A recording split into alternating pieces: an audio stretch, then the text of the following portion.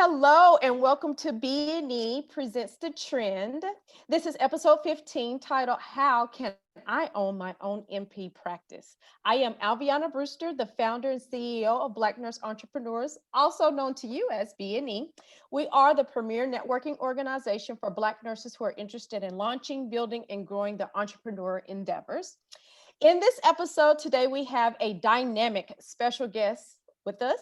Her name is Dequindra Blakey. She is a family nurse practitioner who owns Dequindra Blakey FNP Consulting, which offers full service business startup and practice management support for nurse practitioners, either interested in having your own practice or those with existing practices already.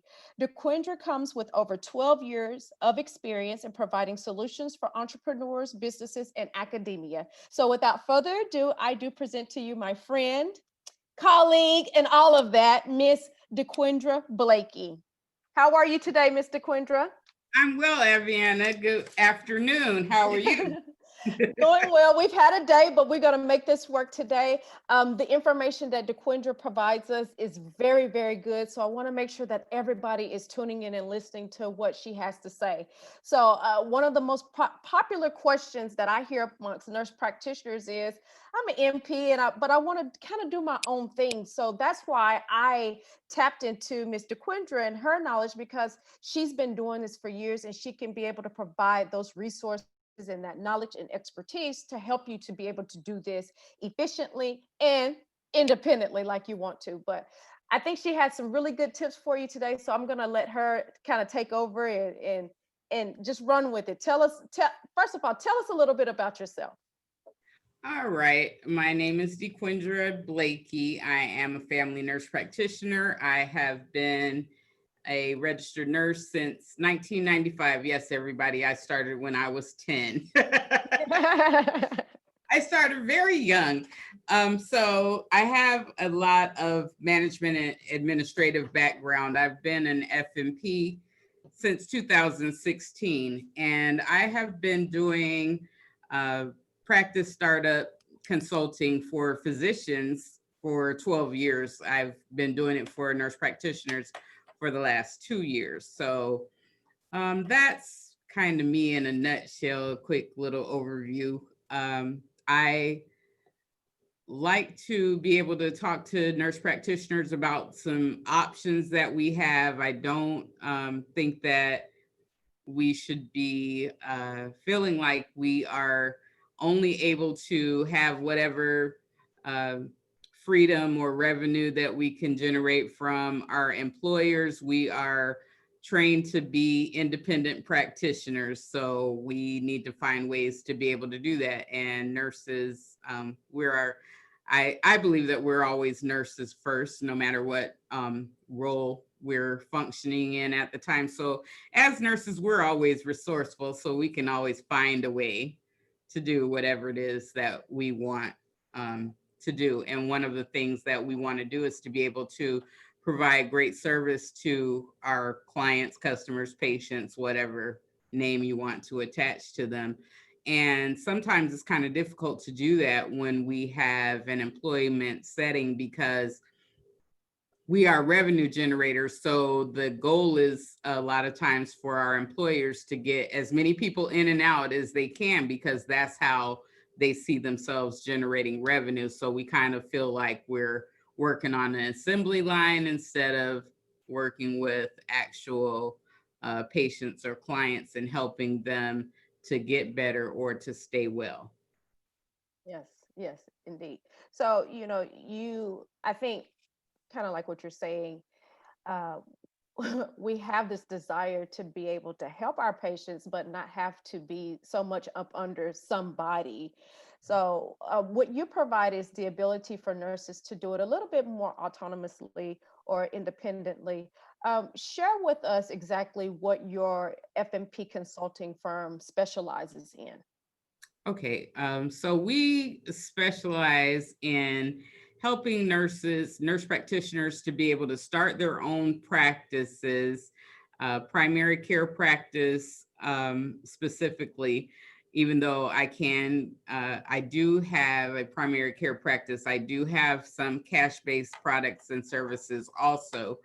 So we have lots of options. I hope nurse practitioners start their own practices, or nurse practitioners who already have a practice to be able to do some practice improvement, do some practice management activities that will help them to be able to broaden the services that they offer, and to be able to maximize that reimbursement a little more, to be able to bring more cash and more services to their existing practice. So those are the things that we do. Now, I know earlier you had mentioned something about some of these nurses or practices that are still practicing in the dark ages. They may not have an updated EMR or EHR system, or just doing things very antiquated. It kind of explain what you bring to that process. Okay, so I do practice management or process improvement. My thing is to be able to look at what you have in existence presently, what's your intake process for your patients, what kind of documentation system are you using? Do you use a practice management system? Are you using an EHR? Are you offering chronic care management services? Do you have remote patient monitoring services? Just looking at the big picture, are you utilizing a medical assistant, LPN, RN? What is your staffing like? What kind of billing systems are you using? All of these things, to look at the overall picture of your practice and to look at ways that that can be improved to deliver more streamlined services, to help you to get more money into your practice, to help you to be able to provide all the services to your patients that they're entitled to with their insurance plans.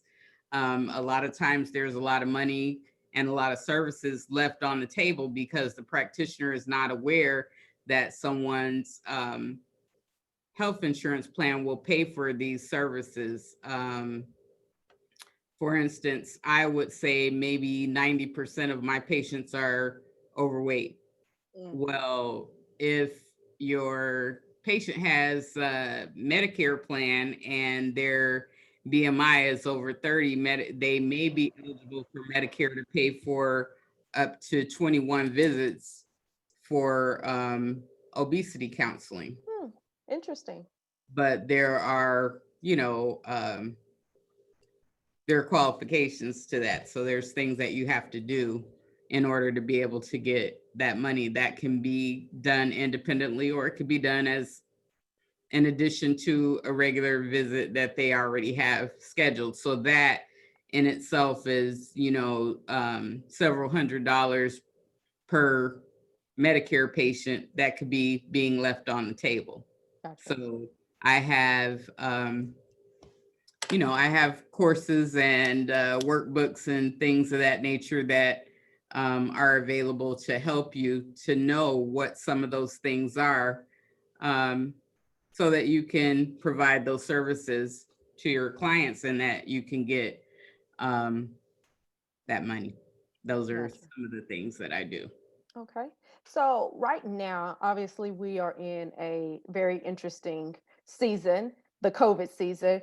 And so, is this really a good time for a nurse practitioner to even consider launching their own private practice?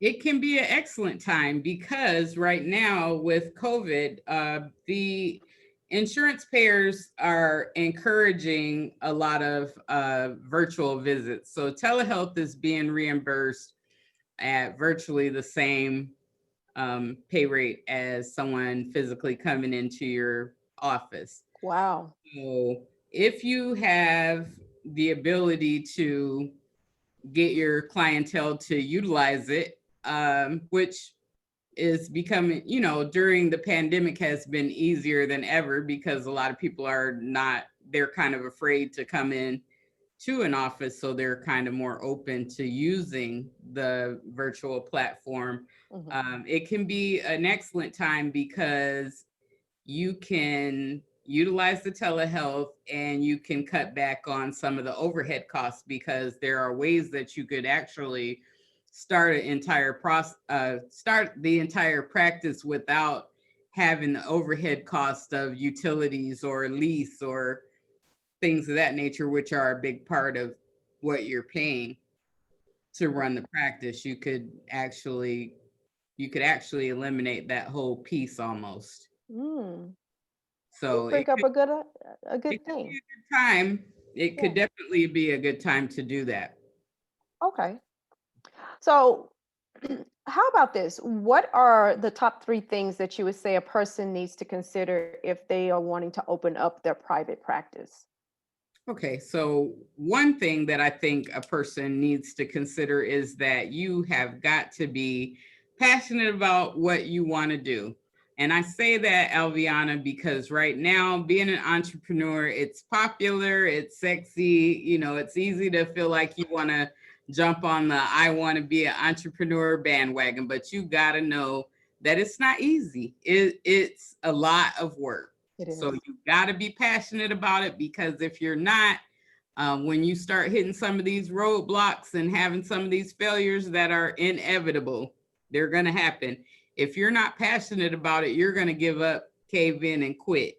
And it will take some time and a lot of hard work and a lot of long hours to make that business what you want it to be. You have to fail forward. You have to fail your way to success. So it's gonna be tough, and you got to know that, and you got to be passionate enough about what it is that you say that you want to do, that you stick to it, despite the fact that there's going to definitely be some challenges. You Yes. have to definitely be passionate. You also are going to have to do some self-evaluation. You have to decide um, what your priorities are. Like if you have a significant other at home, or you have children at home, you have to decide, is this business going to take priority over my home life? Because at least for a while you're getting things established, it's going to be kind of all consuming. So you have to consider how it's going to affect the different parts of your life. If you have kids, are you willing to not show up at your kid's baseball game because you got to do some after hours events or studying or researching? You got to decide.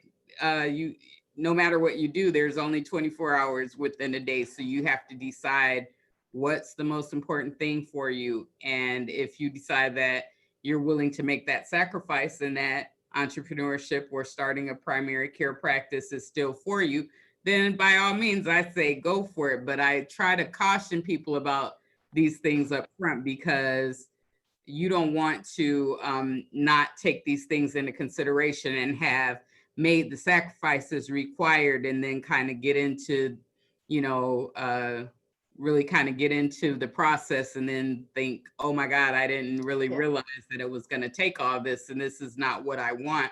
Because by that time, you will have already, sacrificed time, money, you know, and well, you can get the money back, but that time you Right. can't get that back. So you have to spend it wisely. And you also need to think about your capabilities, because it's a little different from being the provider. Because as the provider, you just kind of go in and take care of the patient, you go on about your business. But now that you own the business, you got to worry about contracting, credentialing. You got to have management skills, because you got to hire, when you get to that point, you're going to have to hire staff. You have to think about taxes. You have to think about accounting and banking and overhead, and there's all these different things that come into play. And most nurse practitioners, when they first start a practice, they're not making enough money. They don't have enough patient flow to be able to hire other people. So you're managing all of these things on your own, and it can be pretty all consuming. So you have to know that you're able to do that. You need to have enough money set aside to be able to support yourself for 6 months to a year, to Okay. support yourself and the business, because it's probably going to take that long before the business is able to financially support itself, let alone to be able to support your personal, your household costs. Okay, so the business is not usually going to make you any money right away. It takes time to become profitable at all. And I think that for nurse practitioners, one thing that is really vital that we need to have in place before we start the practice is a solid business plan, because Yes. your business plan is pretty much your roadmap to where you want to go. You're spelling things out. You know, you need to know about what kind of company or product you want to have. You got to know about your competition, and you got to know about your the market that you're going to be practicing in. What's your target market? You got to be familiar with your whatever you're trying to do. Mhm. You got to be really familiar with it, and your business plan, it should be a living organism. Like you should be, it's like, I'm gonna be coming to Texas to visit, but I gotta have direction, and that Right. business plan is giving me that direction. But I also have to be flexible enough that if there's construction, I have to be able to take an alternate route. And like, Mhm. for instance, for me and my business, COVID was that detour. Okay, so I'm used to having my patients, I'm used to either doing home visits or having my patients to come into my office. So with COVID during the shutdown, there were hardly any, provider offices open.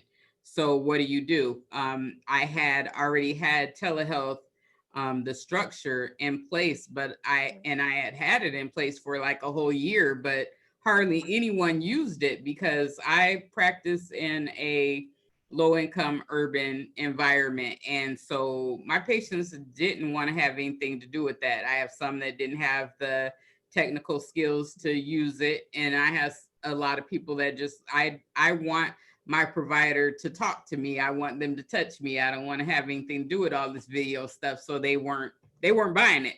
So once COVID hit, it's like, okay, well, I'm going to send you this link because my office is shut down. I was practicing pretty much from my dining room table for the first 3 months of Wow. COVID. But because I already had the structure in place, it was easier to take that detour than if I had to put it in place, and had never dealt with it at all. So Yes. You that's you bring up. your business plan being flexible. Gotcha.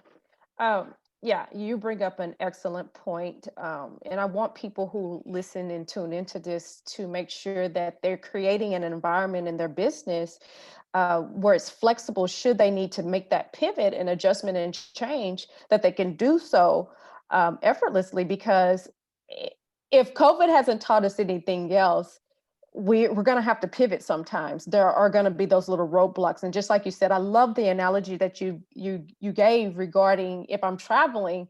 You can follow the GPS all day and all night, but what the GPS doesn't necessarily see is that common sense thing. If there's that roadblock in the middle of the road, the GPS is going to tell you to keep going, trying to get through the roadblock, but your common sense needs to kick in and say, hey, obviously I can't go through this. What are my other alternate routes that Correct. I can do or go through and still make it to my destination on time, or be still successful in my business just like I was in my brick and mortar. So very, very, very good point. With you, I know you bring a lot of experience, but why should our B&E community put their trust in you to help them start their business? What do you bring to the table? Well, like I say, I have been doing this for a very long time. Uh, and also, I have done a lot of different things. I've done the house calls, I've done the telehealth, I do the in office visits. So the person who may not have $100,000 to invest in a practice startup. I have started my practice with very little startup money. If are there things that I wish I had done different? Absolutely.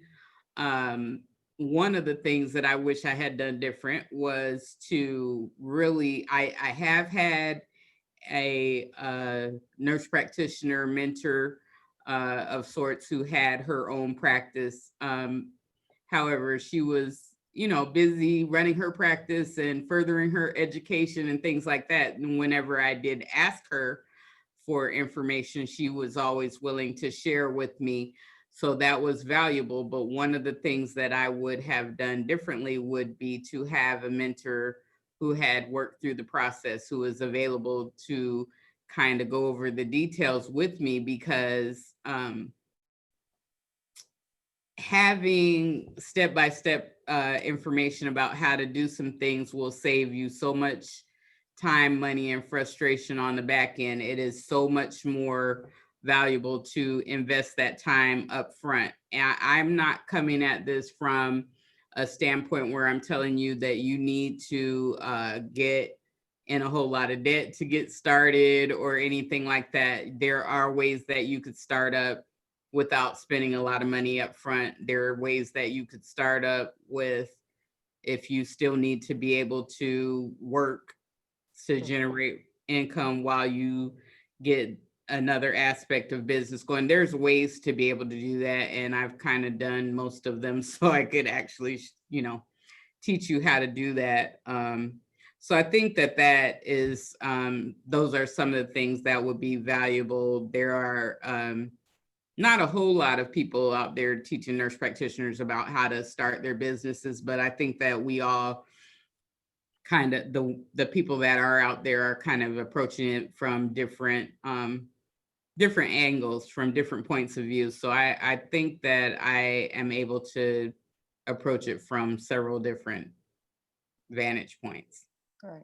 So, the beauty of having a coach or mentor or consultant, however way you want to say it, is that you're getting all of their years of experience wrapped into a few months or a few years opposed. But just like you said, I have 12 years of experience in doing this. If I choose to work with you, then I'm getting all of those 12 years kind of condensed down in a nice strategic format. And so that's the beauty of really being able to work with a trusted, proven individual. So I thank you. And from my understanding, you do provide a Facebook group that people can join to get some of those resources. Am I correct? Yes, I do have a Facebook group, and for the nurse practitioners that would like to join, if they just want to send me a inbox message or whatever, I would be happy to. I'd be happy to add them, and it is NP Institute for Personal Development on Facebook, and I actually share a lot of valuable information in there. I recently shared an article about open notes. That's something that all NPs or all providers need to be aware of, that there is a mandate beginning November 2nd that anytime you do a patient encounter, that your notes or any test results have to be made available to that patient on demand immediately. So they do not have to go through medical records requests or anything like that any longer. They can just say, I want a copy of my stuff, and you have got to provide that to them. So Wow. that's kind of important to know, because it should really make us all kind of step up our game as far as what we're putting in those notes, because you don't want to use a whole lot of professional jargon or abbreviations or anything like that, because what you may get on the back end is a bunch of patients calling you, questioning, what does this mean?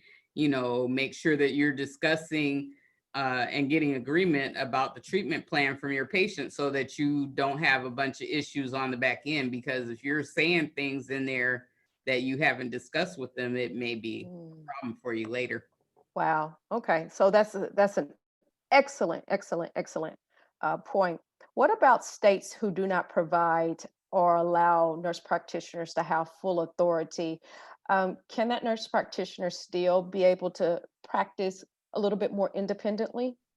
Yes, the nurse practitioner can definitely practice a little more independently. Those are issues that you would have to uh, do some research with your state board of nursing, and as far as your scope of practice, to know what you're allowed to do or not do.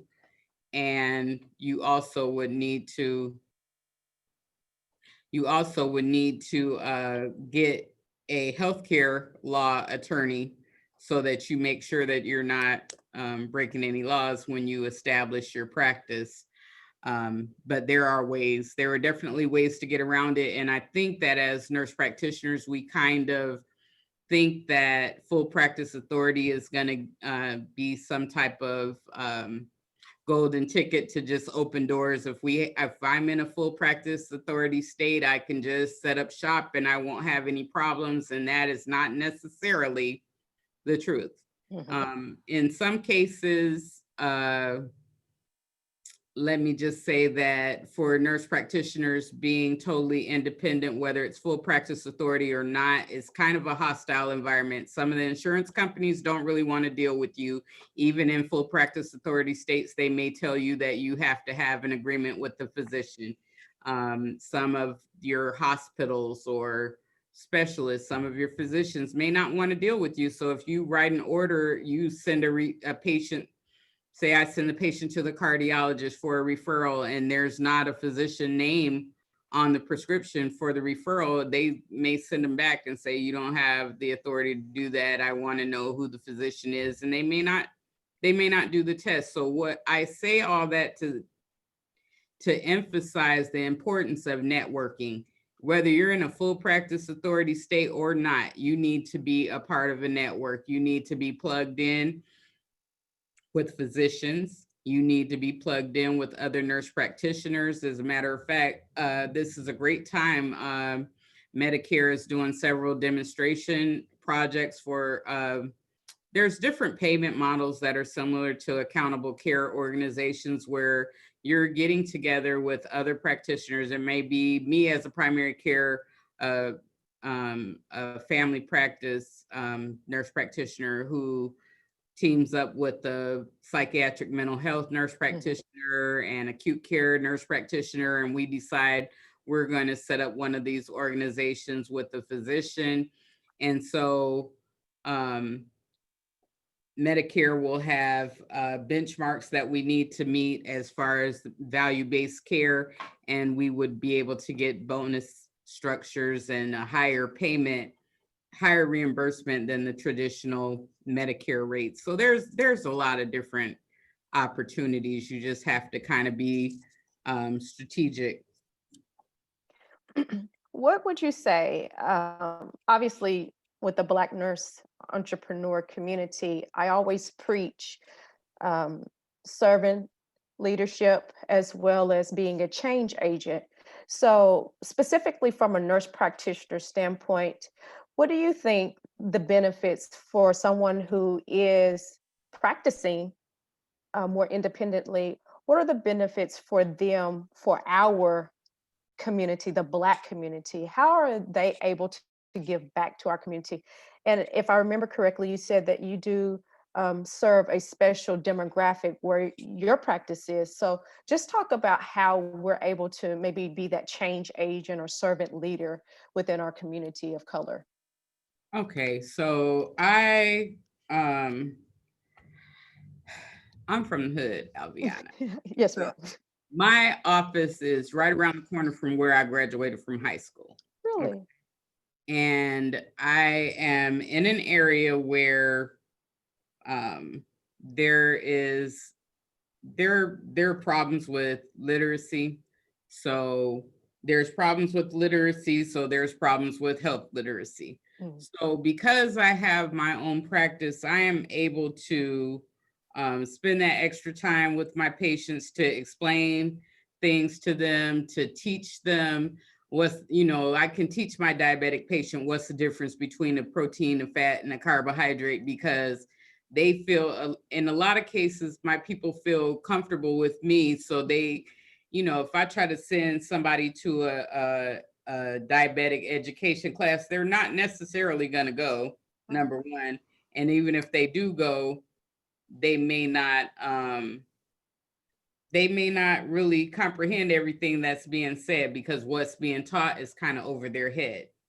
So I don't have to run my patients in and out, every 10 or 15 minutes, because I'm trying to get the most money, because I know the different services I can offer that their insurance will pay for. So I can take that one patient and bill for several things, instead of having a whole bunch of patients and only bill for one or two things. It's kind of a trade-off that I make. And my average appointment usually is 30 to 45 minutes, where if I was working for someone else, it would only be 15.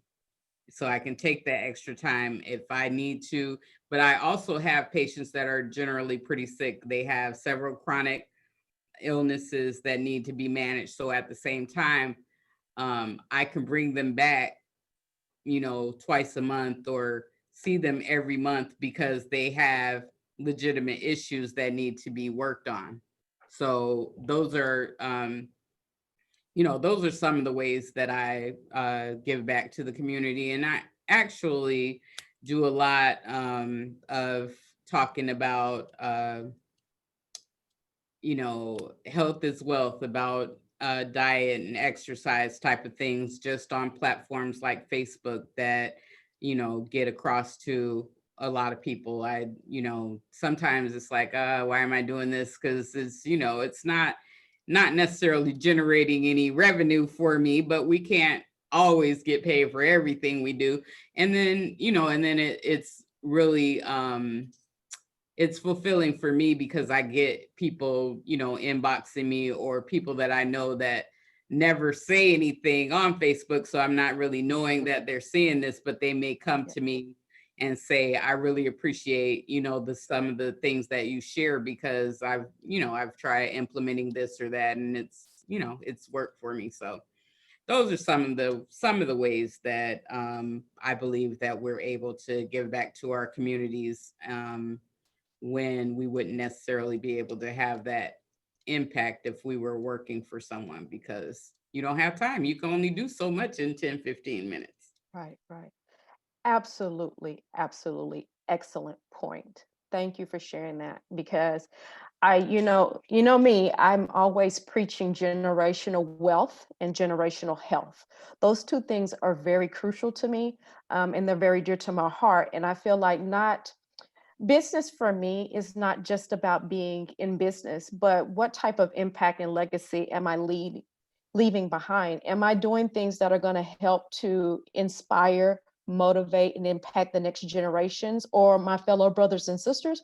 Or am I just doing things to make money for myself?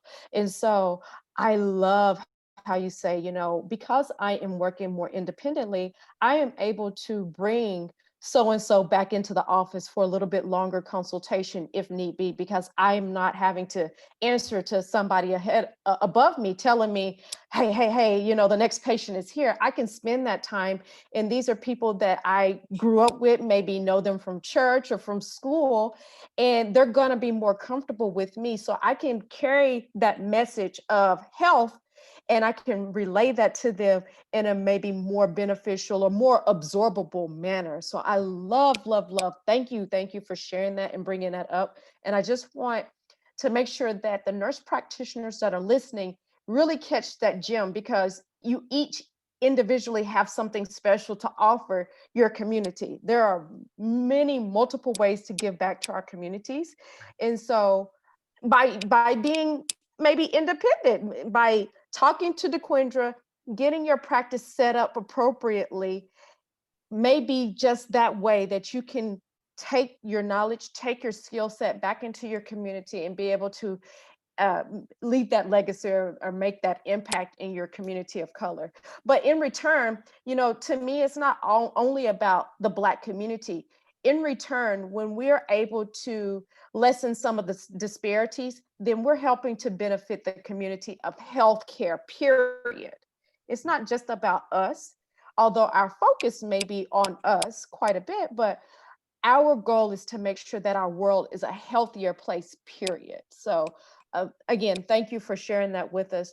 What else would you like to share? What are your final thoughts or considerations or things that you would just like to share with our community?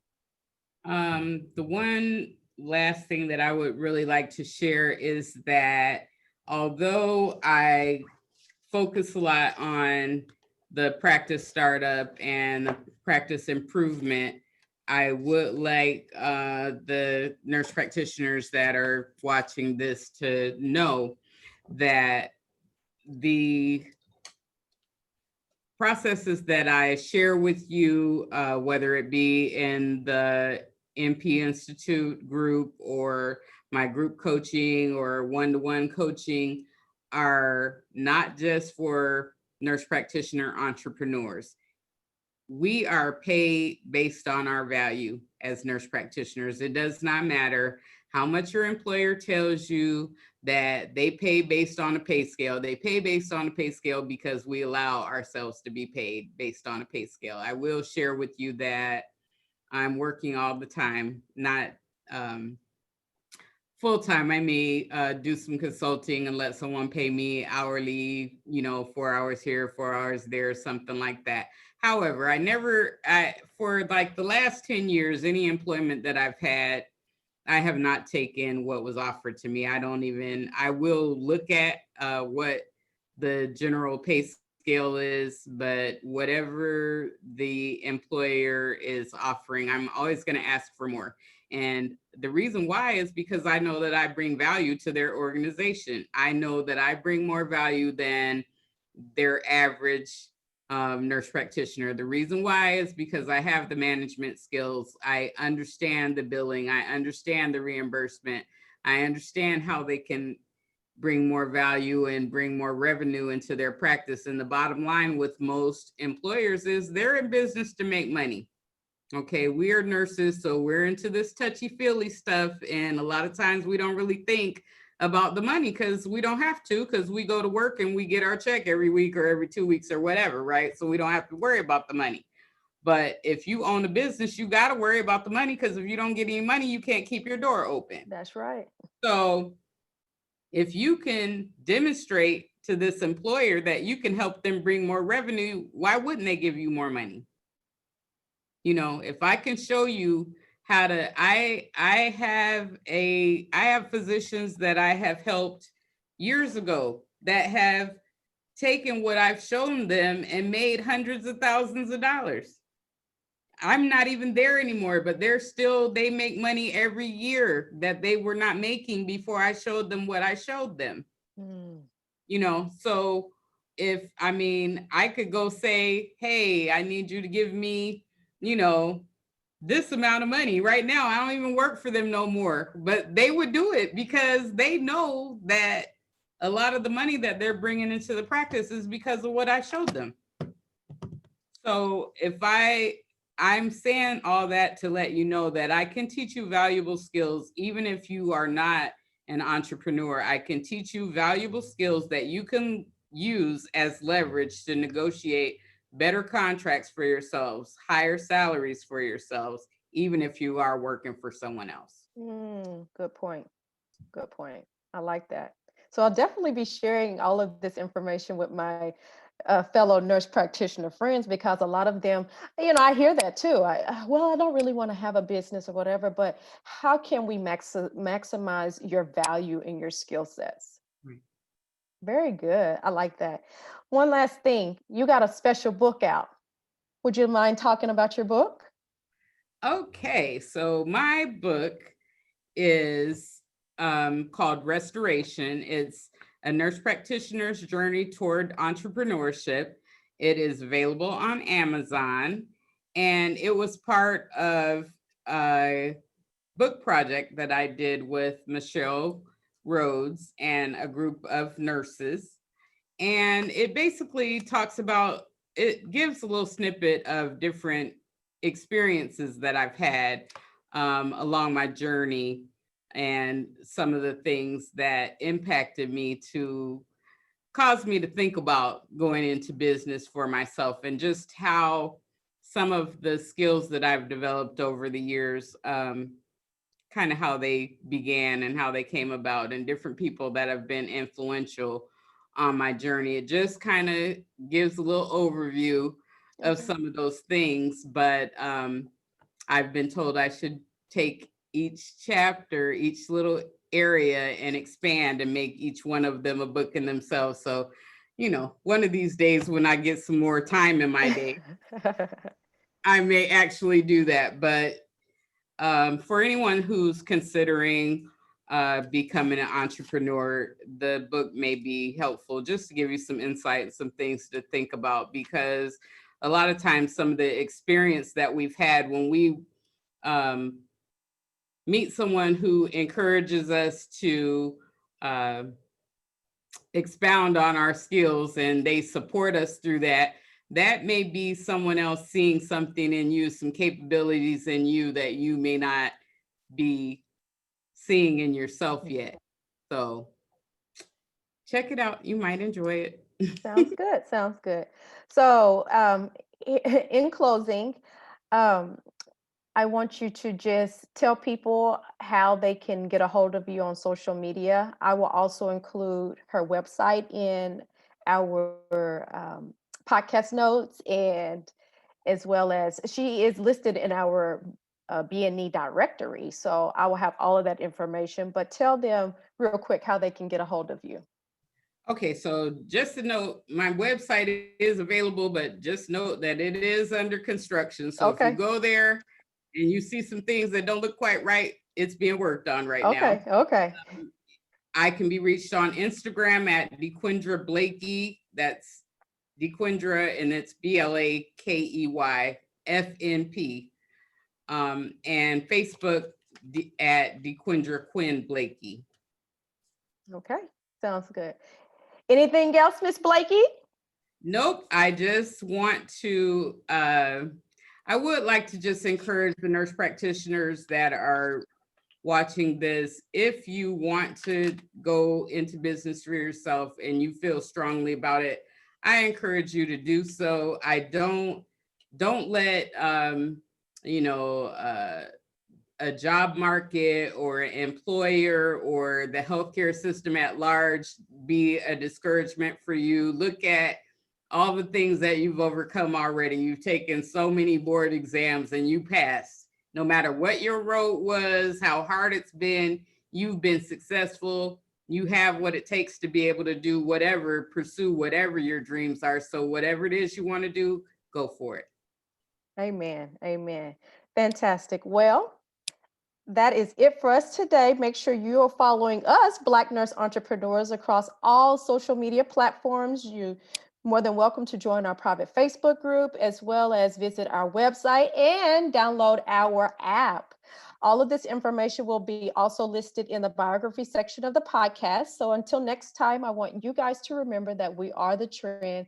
And thank you. God bless, and everybody be safe. Okay? Bye for now. Bye-bye.